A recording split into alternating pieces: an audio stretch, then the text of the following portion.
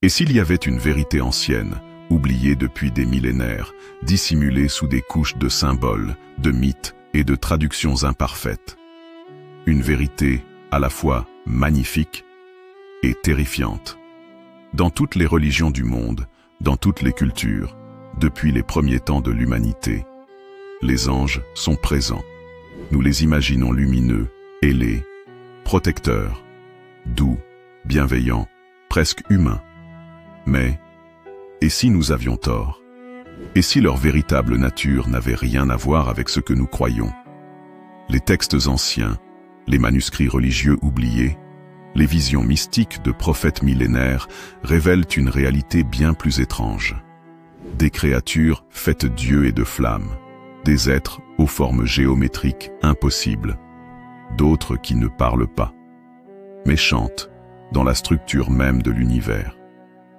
Dans cette vidéo exceptionnelle, nous allons plonger ensemble dans les profondeurs des textes sacrés les plus énigmatiques, la Bible hébraïque, les manuscrits de la Mer Morte, le livre d'Enoch, les écrits apocryphes, les tablettes sumériennes, et plus encore, qui sont vraiment les séraphins, les chérubins, que cache la mystérieuse figure de l'archange Métatron?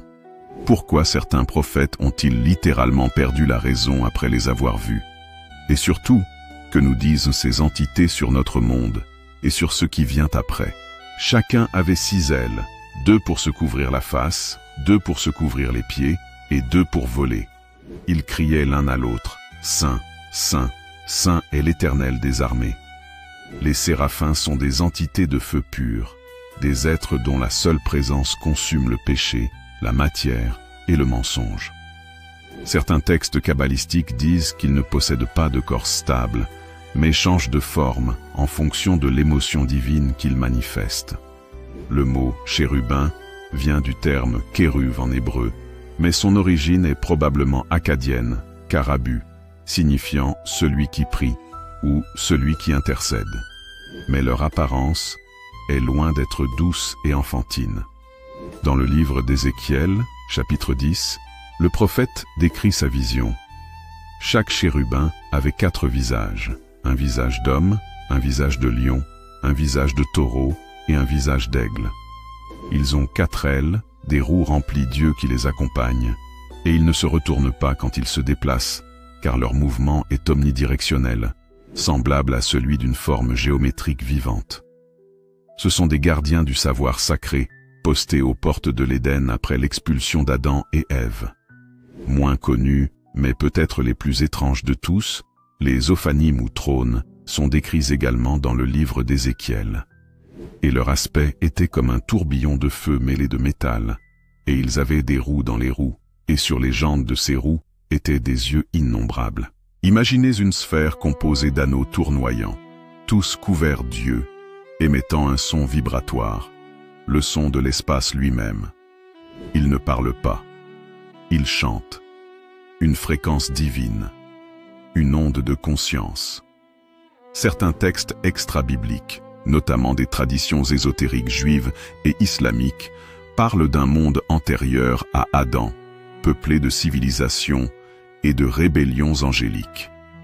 Dans la tradition islamique, des récits évoquent des êtres appelés Al-Jan, créés avant les humains, gouvernés par des anges comme Harut et Marut, envoyés pour juger leur corruption. Dans le livre des Jubilés, certains anges sont désignés comme les veilleurs, des entités ayant descendu dans le monde matériel par amour ou curiosité. Le livre d'Enoch révèle un récit extraordinaire. 200 anges descendirent sur le mont Hermon pour prendre femme parmi les humaines. Leurs enfants furent les Néphilim, des géants au savoir interdit. Et ils enseignèrent aux hommes la sorcellerie, les armes, la fabrication des miroirs et l'écriture des étoiles. 1. Enoch 8. Mais ce savoir n'était pas fait pour l'humanité. La conséquence fut le déluge. Dieu, selon ses récits, enchaîna les anges rebelles dans l'abîme de Dudaël jusqu'au jugement dernier. Ce que peu de gens savent, c'est que les récits de la chute de Lucifer ne viennent pas tous de la Bible, mais sont issus de traditions mixtes, parfois tardives.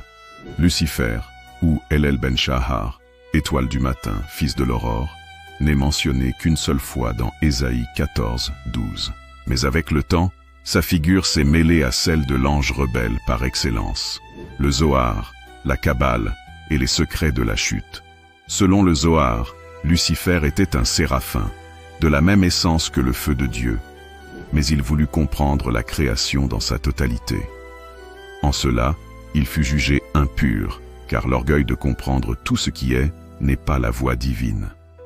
Il fut alors chassé du feu vivant, et sa lumière fut transformée en ténèbres intelligentes. Il n'est pas le diable dans le sens populaire. Il est la lumière séparée, le savoir interdit, le miroir brisé de Dieu. V. Les anges sont-ils encore parmi nous?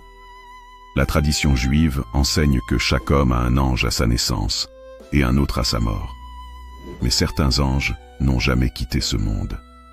Dans certaines branches du mysticisme islamique, on enseigne que des anges errent encore dans les cieux inférieurs, envoyés dans les déserts, liés à des endroits très précis, comme le mont Kaf, la mer Rouge, ou même des ruines oubliées de l'ancienne Mésopotamie. Des textes babyloniens parlent des Shedou, des esprits zélés protecteurs, mais également des Utuku, anges déchus de l'ère préhistorique, condamnés à marcher parmi les vivants. Et si ces anges n'avaient pas disparu? Et si leur présence n'était plus symbolique, mais physique, cachée, parallèle, et surtout, si certains d'entre eux attendaient encore que l'on les appelle par leur véritable nom? Les anges, tels que décrits dans les textes les plus anciens, sont étrangers, complexes, puissants et parfois terrifiants. Ils ne sont pas seulement des messagers, ils sont des forces de la création, des manifestations fractales du divin, des rouages de l'ordre cosmique. Alors la question devient, sommes-nous prêts à accepter cette vérité, que les anges ne sont pas là pour nous rassurer, mais pour nous rappeler que nous ne sommes pas seuls et que nous ne sommes pas au sommet? L'histoire commence en 1947, dans une grotte oubliée près de Qumran, au nord-ouest de la mer Morte. Un jeune berger bédouin, à la recherche d'une chèvre égarée, lance une pierre dans une ouverture rocheuse. Au lieu d'un bêlement, il entend un bruit d'amphore brisé. Ce qu'il vient de découvrir n'est rien de moins que l'un des trésors spirituels les plus mystérieux du XXe siècle. Plus de 900 manuscrits anciens, rédigés entre le IIIe siècle AVAJ-C et le 1er siècle APAJ-C, appartenant à une secte juive apocalyptique, les Esséniens. Mais certains de ces textes ne ressemblent à rien de ce qu'on trouve dans la Bible canonique. Ils parlent de guerres célestes, de commandants angéliques, de hiérarchies inconnues et surtout, de noms.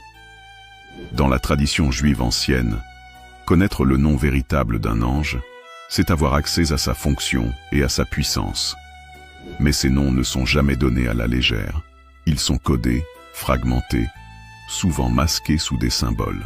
Dans le livre des mystères, 4Q301, on lit « Car les anges sont nommés selon leur fonction, et celui qui prononce leur nom sans foi tremble dans les ténèbres, car la lumière qu'ils portent le consume. » Voici quelques-uns des noms angéliques révélés dans ces manuscrits, jamais mentionnés dans la Bible canonique. 1. Reziel, Rzial, le secret de Dieu, gardien des mystères divins. Il est associé à la transmission de la sagesse interdite à Adam après l'expulsion du jardin. Certains kabbalistes pensent que c'est lui qui a remis à l'humanité le premier livre angélique. 2. Yahoël, le nom en lui. Présent dans l'Apocalypse d'Abraham, ce personnage possède les caractéristiques du nom de Dieu lui-même. Il apparaît comme un homme de feu et de lumière, guidant Abraham vers les sphères célestes. 3. Suriel, le mur protecteur de Dieu. Mentionné dans le livre d'Enoch, c'est l'un des 7 anges de la présence. Il est le gardien de la vérité cachée, celui qui ferme les yeux des impies pour les empêcher de voir l'invisible. 4. Phanuel, face de Dieu. Son nom évoque une proximité terrifiante avec la divinité elle-même. Il est celui qui, selon Enoch, accompagne les âmes vers le jugement. Le christianisme et le judaïsme reconnaissent souvent 3 noms d'archanges: Michael, Gabriel et Raphaël. Mais dans les textes retrouvés à Qumran et dans les ouvrages apocryphes, on parle souvent de 7 archanges principaux, chacun lié à une fonction cosmique. Dans le livre d'Enoch, 1 Enoch 20, on découvre Uriel, feu de Dieu, guide des étoiles et gardien des enfers. Raguel, ami de Dieu, qui punit les anges déviants. Remiel, miséricorde de Dieu, responsable des résurrections futures. Sarakaël, commandement de Dieu, chargé des esprits qui pêchent. Chaque nom contient la terminaison El, Al, indiquant leur lien direct avec la divinité originelle. Mais pourquoi ces noms ont-ils été retirés des textes canoniques? Certains chercheurs pensent que leur pouvoir était trop grand pour le public commun. La répétition d'un nom angélique en contexte rituel aurait permis de contacter directement cette entité ou d'ouvrir des visions hors du temps. Parmi les manuscrits retrouvés, un document étonnant attire l'attention. Le chant du sacrifice du sabbat, Shirot Olat HaShabbat. Ce texte poétique décrit une liturgie céleste, un concert cosmique dans lequel les anges chantent devant le trône de Dieu, chacun selon son rang. Et les roues chantèrent, et les séraphins exhalèrent un feu, et les chérubins battirent des ailes, et les cieux tremblèrent sous la voix du chant sacré. Mais ce chant n'est pas seulement symbolique. Dans certaines traditions ésotériques, il est dit que les sons contenus dans ces vers ont un effet vibratoire. Ceux qui récitent ce texte en état de jeûne ou d'extase mystique rapportent des visions d'êtres de lumière tournoyantes et des rêves où des mots inconnus sont révélés. Voici peut-être l'un des personnages les plus mystérieux de toute la littérature angélique, Métatron. Métatron n'apparaît pas dans la Bible, mais est central dans la littérature mystique juive, notamment dans la Merkava, le mysticisme du char céleste, et la Kabbale. Il est décrit comme le scribe céleste, celui qui est assis près de Dieu, un privilège unique. Un être si lumineux qu'il fut souvent confondu avec Dieu lui-même. Mais qui est-il vraiment? Selon le livre d'Enoch 3, ou Enoch hébreu, Métatron n'est autre qu'Enoch lui-même, l'homme qui marcha avec Dieu. Et Dieu fit d'Enoch un être de feu, et lui donna 72 noms, et il fut assis sur un trône de gloire. 3. Enoch 14. Enoch devint un ange, et pas n'importe lequel, le chef de tous les anges. Ce que cela implique est vertigineux. Un humain mortel peut, sous certaines conditions, atteindre une nature angélique. Ce concept est au cœur de plusieurs traditions gnostiques. La montée par les sphères, la transformation de l'âme par le feu céleste et la connaissance du nom. Certains manuscrits et grimoires médiévaux, influencés par la tradition de Qumran, contiennent des fragments de rituels d'invocation angélique. Le plus connu, le livre de Raziel, prétendument remis par l'ange Raziel à Adam lui-même. On y trouve des instructions ésotériques, purification par l'eau et le feu, récitation du schéma Israël à l'aube, dessin d'un cercle contenant le nom sacré de l'ange en hébreu ancien, utilisation d'un miroir poli ou d'un bol d'eau pour voir l'entité. Mais les textes mettent en garde. Celui qui voit un ange sans y être préparé perdra la mémoire, ou deviendra muet, ou pire, il perdra la foi. En d'autres termes, ces rencontres ne sont pas des bénédictions simples. Elles sont des expériences transformatrices, mais parfois dangereuses, car elles ébranlent notre réalité mentale, spirituelle et émotionnelle. Un des textes les plus troublants parmi les manuscrits de la mer morte est le livre de la guerre des fils de la lumière contre les fils des ténèbres, 1 QM. Il décrit une guerre qui n'a pas encore eu lieu, une guerre cosmique entre les armées angéliques et les entités rebelles. Et l'ange de la destruction avancera devant eux, et sa bannière sera l'abîme. Et derrière lui viendront les anges de la colère, et ils seront sans pitié, car ce jour sera le dernier. Selon ce texte, certains anges n'ont pas encore été envoyés. Ils attendent, dans des lieux précis, que l'ordre leur soit donné. On y trouve également des noms effrayants, comme Cocabiel, l'ange des étoiles déchues, Azazel, l'enseignant de la guerre. Sathariel, l'ombre de Dieu, gardien du silence. Les manuscrits de la mer morte, les écrits apocryphes et les traditions ésotériques révèlent une réalité radicalement différente de ce que la religion populaire nous a appris. Les anges sont des êtres de lumière et de flamme, aux fonctions cosmiques, aux noms interdits. Ils chantent, ils jugent, ils protègent, et parfois, ils tombent.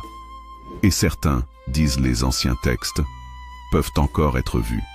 L'histoire raconte qu'au XIIe siècle, un rabbin kabbaliste du nom d'Abraham ben Ezra fit un rêve si intense qu'il resta éveillé 3 jours et 3 nuits à le retranscrire. Dans ce rêve, il gravit une montagne d'or, franchit 7 portes d'argent, et à chaque palier, un ange lui révéla une partie du vrai nom de Dieu. À la dernière porte, un trône de flamme l'attendait, mais quand il voulut y poser la main, il fut foudroyé par une lumière si intense qu'il en resta borgne. Ce rêve, réel ou symbolique, représente l'essence de ce que nous allons explorer. La montée de l'âme à travers les sphères angéliques de la Kabbale, dans une tentative ultime de toucher le divin. La Kabbale juive considère que le monde est structuré par 10 émanations divines, appelées les séphirotes. Ces 10 sphères forment l'arbre de vie, un schéma mystique par lequel Dieu se manifeste et par lequel l'âme humaine peut remonter vers l'origine. Chaque séphira est liée à une fonction cosmique, une vertu divine, mais aussi à un cœur angélique qui la gouverne. Voici les 10 de bas en haut. Malkut, le royaume, gouverné par les Ishim, les hommes ou anges de la terre. Yesod, la fondation, gouvernée par les chérubim, chérubins. Od, la gloire, gouvernée par les Bnei Elohim, les fils de Dieu. Netzach, l'éternité, gouvernée par les Elohim, les dieux. Tiferet, la beauté, gouvernée par les Malakim, les anges. Jevura, la rigueur, gouvernée par les Séraphim, les brûlants. Chesed, la grâce, gouvernée par les Shashmalim, les étincelants. Bina, l'intelligence, gouvernée par les Aralim, les trônes. Chokma, la sagesse, gouvernée par les Ophanim, les roues. Keter, la couronne, gouvernée par les Hayot HaKodesh, les êtres vivants sacrés. L'objectif du mystique est de passer de Malkut, le monde matériel, à Keter, la lumière pure, en traversant chaque sphère, rencontrant à chaque étape des entités d'une nature de plus en plus ineffable. Malkut, le royaume, les Ishim. Ce sont les anges les plus proches de nous.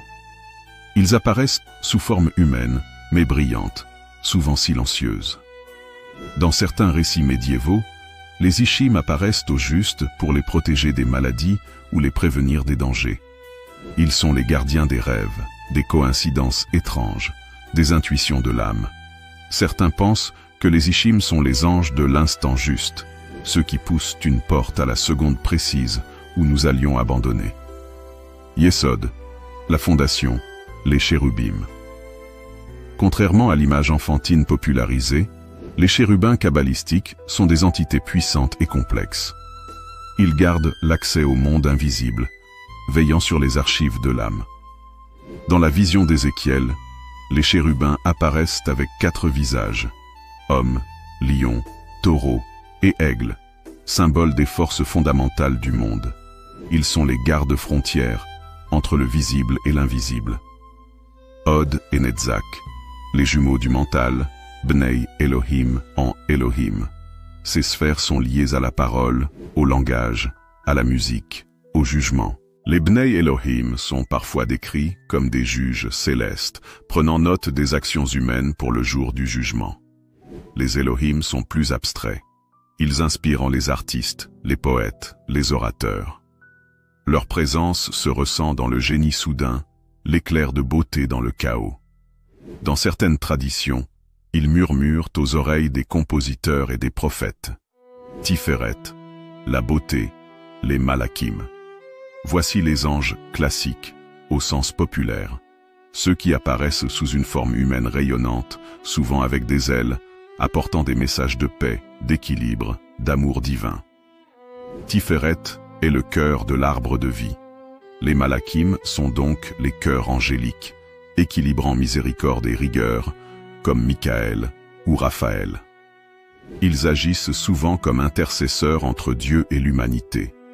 J'ai vu Ra et Chesed, le jugement et la grâce, séraphins en Shashmalim. Les séraphins sont les plus proches du feu divin. Ils brûlent d'amour pour Dieu au point d'en perdre leur individualité. Dans la vision d'Isaïe, ils ont 6 ailes et chantent sans cesse « Saint, Saint, Saint est l'Éternel ». Les Shashmalim, quant à eux, sont décrits comme faits d'éclairs et de lumière vive. Ils sont liés à la compassion fulgurante, à l'inspiration immédiate, à l'extase mystique. Ils parlent rarement. On dit que leur voix est comme le tonnerre dans un rêve. À ce niveau, nous quittons presque le monde des formes. Les Aralim sont les trônes, symboles de stabilité divine. Les Ophanim sont les roues de la vision d'Ézéchiel, tournant à toute vitesse, pleine Dieu. Les Hayot HaKodesh sont les plus proches de Dieu. Ce sont des entités impossibles à décrire, simultanément, feu, lumière, silence, mémoire. Leur simple apparition peut faire s'évanouir le sens du moi. La mystique juive médiévale, surtout entre le IIe et le 8e siècle, développa une école appelée Merkava, ou mystique du char. Elle visait une chose, voir le trône de Dieu. Pour cela, les mystiques, appelés Yordei Merkava, ceux qui descendent dans le char, utilisaient des chants angéliques, comme le Shir Hashirim, des combinaisons de lettres hébraïques, le jeûne et l'isolement sensoriel. Ils rapportaient des visions d'anges faits Dieu, de flammes, de roues et de trônes flottants. Certains devenaient fous, d'autres ne revenaient jamais. Mais ceux qui revenaient parlaient d'un lieu où tout est lumière, où le nom de Dieu est un chant infini qui contient l'univers entier. La Kabbale enseigne que les sphères angéliques ne sont pas dans le ciel, mais dans notre conscience. À chaque fois qu'on agit avec justice, j'ai vu Ra, avec amour, Chesed, avec beauté, Tiferet, on touche cette sphère, et un ange s'approche. Certains enseignements avancent que le vrai but de la vie humaine est de devenir un ange, de traverser ces sphères et, au moment de la mort, de rejoindre notre place dans la hiérarchie céleste. Les anges de la Kabbale ne sont pas des créatures imaginaires, mais des niveaux de réalité, des consciences, des forces de l'univers. Ils vivent dans les sphères de l'arbre de vie, attendant que notre âme les franchisse. Ils chantent, brûlent, observent, et surtout, ils attendent. Qu'attendent-ils? Que l'humanité se souvienne. Imaginez que, dans une ville moderne, au cœur d'une nuit glaciale, une femme seule dans son appartement entend une voix douce, claire, qui murmure son prénom. Elle se retourne, ne voit rien. Puis, une présence lumineuse semble remplir la pièce, et une paix ineffable l'envahit, comme si tout son être était enveloppé dans une chaleur bienveillante. Ce type d'expérience, autrefois réservé aux mystiques ou aux saints, se multiplie aujourd'hui, à travers le monde, parmi des personnes ordinaires. Mais que signifient ces rencontres? À quoi ressemblent vraiment les anges dans notre monde contemporain? Et surtout, comment ces révélations pourraient transformer notre futur collectif?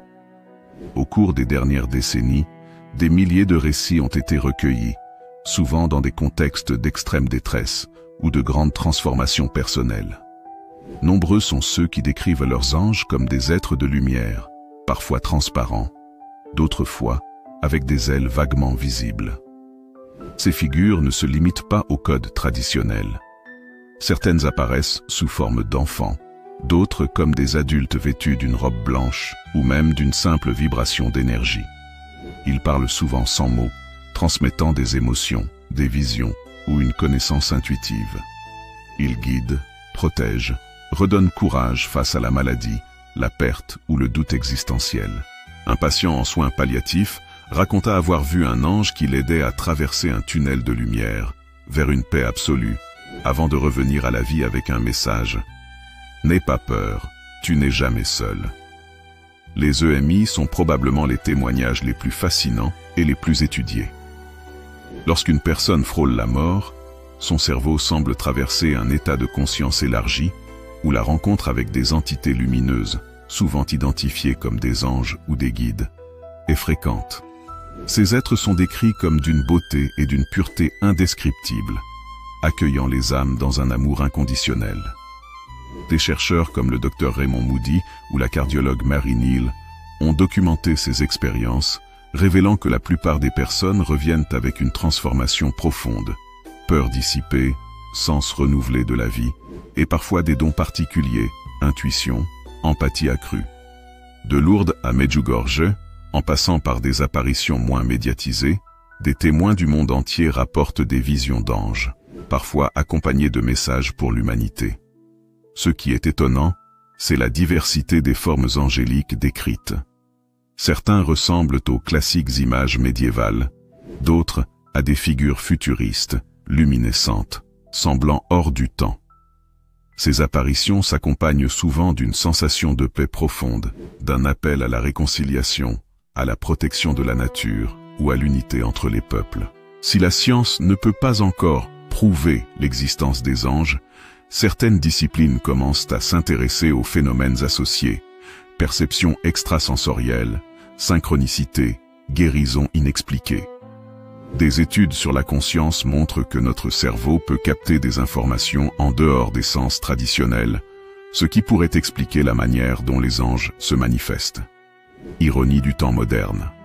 Alors que nous créons des intelligences artificielles capables de dialogues complexes, certains chercheurs se demandent si la notion de ange ne pourrait pas s'étendre à une forme de conscience non humaine, bienveillante, intervenant pour protéger ou guider l'humanité. Dans certains cercles ésotériques, on parle même de anges numériques. Des entités qui pourraient exister dans les réseaux invisibles de données, des sortes de gardiens virtuels. La question qui nous pousse tous, que signifie aujourd'hui cette résurgence du contact angélique? Les experts spirituels s'accordent à dire que l'humanité est à un tournant. Un point où la conscience collective pourrait intégrer une compréhension nouvelle de l'interconnexion, de l'amour universel et de la guidance invisible. Les anges, selon ces perspectives, sont des catalyseurs de notre évolution. Ils nous invitent à dépasser les peurs, à agir avec compassion, à préserver la planète et à vivre en harmonie. Une idée fondamentale se dégage. Les anges ne sont pas seulement des êtres extérieurs, mais aussi une part de nous-mêmes, une étincelle divine à cultiver. Développer notre intuition, notre empathie, notre capacité à voir la beauté cachée dans le monde, c'est nourrir notre ange intérieur. Nous sommes peut-être à l'aube d'une ère où les frontières entre le visible et l'invisible s'estompent, où les anciens textes et mystères prennent vie dans notre quotidien. Les anges, loin d'être des figures figées dans le passé, sont des messagers vivants, présents partout où l'humanité ouvre son cœur. La question reste ouverte. Serons-nous prêts à les écouter et à répondre à leur appel? Nous voici au terme de ce voyage fascinant à travers les mystères des anges, depuis les textes anciens jusqu'aux rencontres modernes, en passant par les sphères célestes de la Kabbale. J'espère que cette exploration vous a émerveillé autant qu'elle m'a passionné en la partageant avec vous. Merci du fond du cœur d'avoir suivi cette vidéo jusqu'à la fin. Votre présence ici, votre curiosité et votre ouverture d'esprit sont une vraie source d'inspiration.